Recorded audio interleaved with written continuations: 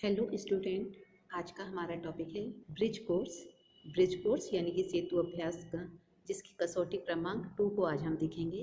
ये 9th class का संयुक्त हिंदी का पेपर है जो कि 10 मार्क का है। इसमें हम देखेंगे ये एक पैराग्राफ दिया हुआ है। हमारे संघर्ष की सफलता के लिए मैं बहुत अधिक आशावादी हूँ। हमारे से लेकर थाईलैंड और बर्मा से, यहाँ तक ये एक पैराग्राफ दिया हुआ है जिस पर आधारित कुछ प्रश्न यहाँ पर और यहाँ पर दिए हुए हैं। आज हम इन्हीं प्रश्नों के उत्तर इस पैराग्राफ में देखेंगे। तो सबसे पहला प्रश्न है हमारा, सूचना के अनुसार कृतियाँ करो, संजाल पूर्ण करो।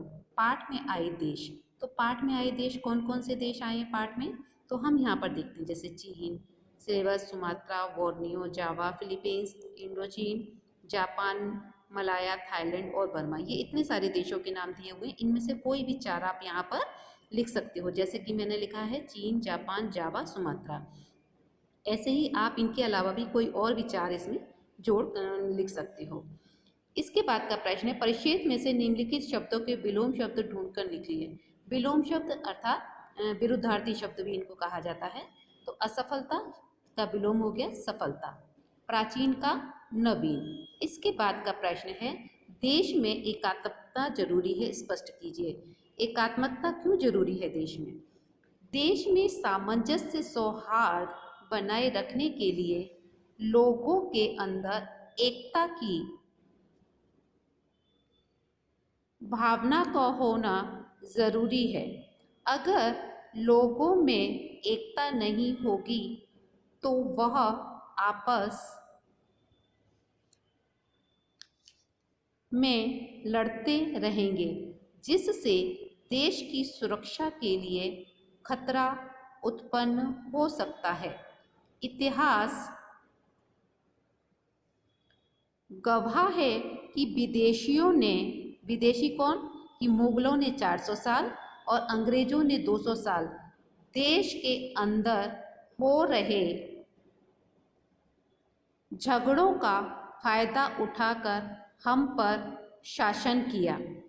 इसलिए देश में एकता बहुत जरूरी है। देश की उन्नति तभी संभव है जब देश में एकता हो। हमारे देश में विभिन्न जाति और समुदाय के लोग रहते हैं, जिनके बीच एकता का होना अति आवश्यक है, जिससे देश में शांति कायम रहे। तो ये हो गया हमारा उत्तर, किसका? देश में एकात्मकता जरूरी है। इसके बाद का प्रश्न है, मुहावरा पूर्ण कीजिए। खट्टे करना, तो क्या खट्टे करना? दांत खट्टे करना, ये एक मुहावरा है। ऊंट के मुंह में जीरा, ऊंट के मुंह में क्या? जीरा, तो ये एक मुहावरा हो गया। रचना की दृष्टि से वाक्य भेद पहचानिए। अजय क्रिकेट खेल रहा था। इसमें देखिए एक क्रिया हो गई, एक कर्ता हो गया, ये एक सरल वाक्य है, तो ये हो गया, हमने यहाँ लिख दिया सरल वाक्य।